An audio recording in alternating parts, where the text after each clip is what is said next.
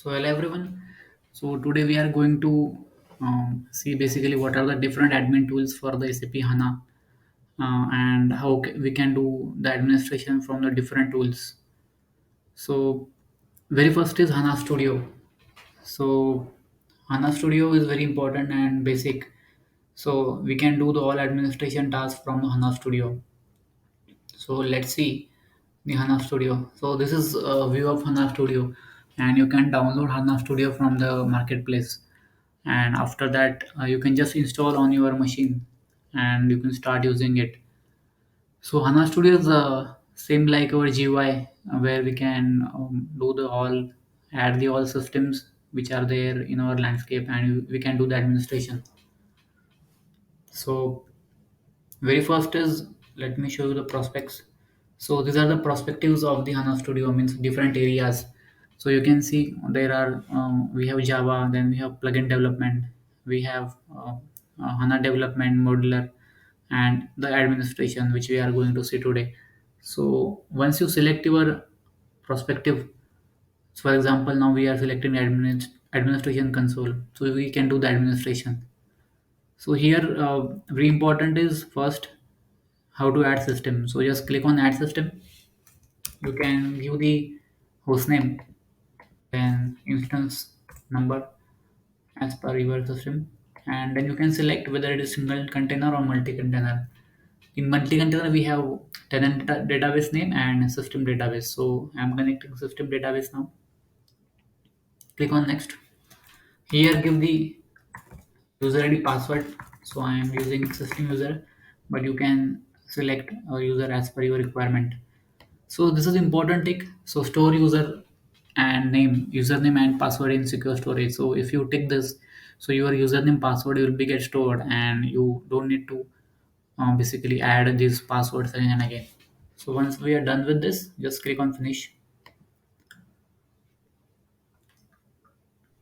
So you can see now our system is added.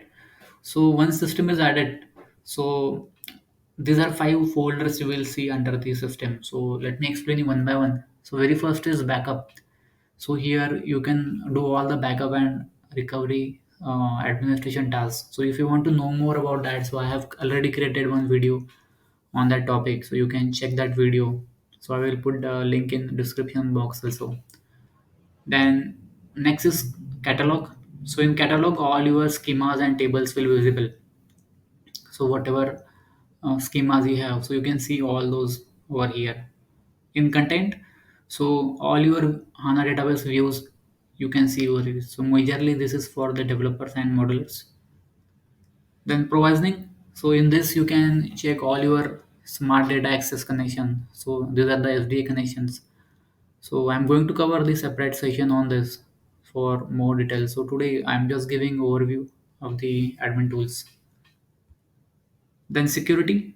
So again, here you can do all the user administration task. So this is majorly for HANA security guys. So for this also, I will be covering the separate session in detail. So these are five folders you can see over here. So VC add system. So second is add system archive link. So this is nothing but the XML file which you can basically keep at center location, and you can use for the different machine. For example, this is my landscape and I want to export this landscape, keep on center location. So what you can do, so just go to file, then say export. So you can see landscape option is there under SAP HANA. Just click over that and click next. So here you can see all our landscape are visible. So for example, now I want to export my Azure landscape. So just click on Azure, and you can see this is the location where it will get exported. So if you want, you can change the name. For example, I am giving landscape 1. Let's copy this location. So what will happen now, my this all landscape will be converted in XML, and it will be stored at this location. Just click on finish. And suppose now you can keep this file at center location and just say add system as archive link. Give any name, like I'm giving new, and location. So as I said, you can keep these in central location so that multiple people can use. So once it is kept at one location, maybe 100, 200, 500 people can access that. Just click on finish. So you can see this new archive link got added. So and my Azure landscape automatically come under it. So this is the benefit. So no need to add systems again and again. So this is the benefit of the archive link. Next is folder. So you can create folders also for segregating your landscape. For example, now if I have ECC systems, so just give folder name as ECC, and you can put all your ECC system under this folder. For example, if I want to put this system under this, so just drag and drop. So you can see it came under the ECC. So this is how you can segregate your complete landscape using this folder option. So once you double click on this system, so you will get a view where you can see all the HANA database task. So for example, this is overview tab. So where you can see all the memory usage, then your CPU usage, who is your hardware provider. For example, I'm on GCP cloud, so it is showing Google. So this is the one view. So we are going to cover all the steps in session operations and troubleshooting. So there I will explain you all the task of this on these different tabs. So this is about the studio. So next tool is, you can see HANA Cockpit. So HANA Cockpit is a new latest tool which came after the HANA Studio. So this is Fiori based tool and works on Java on URL portal. So you can see this is the cockpit. So there are two things in cockpit. One is the administration. So where you can basically register, create user, all those things you can do. So I have already created one video on this one session topic for the cockpit installation and post installation steps. So you can check that video so that you will get complete idea how to install and how to do the configuration. So this is the one admin URL you can see, and second URL is monitoring URL. So where once you add the systems, so you can see all systems over here. You can see, and you can monitor everything like what is memory, CPU. So just click on this,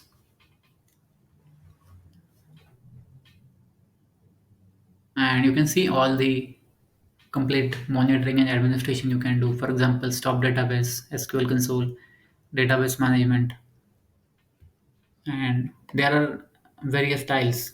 So you can do all things like user administration from here, then lifecycle management, alerting, database monitoring, then smart data integration, smart data access, system replication you can configure. So there are a lot of things which you can do. So for this also cockpit also we are going to cover the separate sessions. So this is kind of overview only.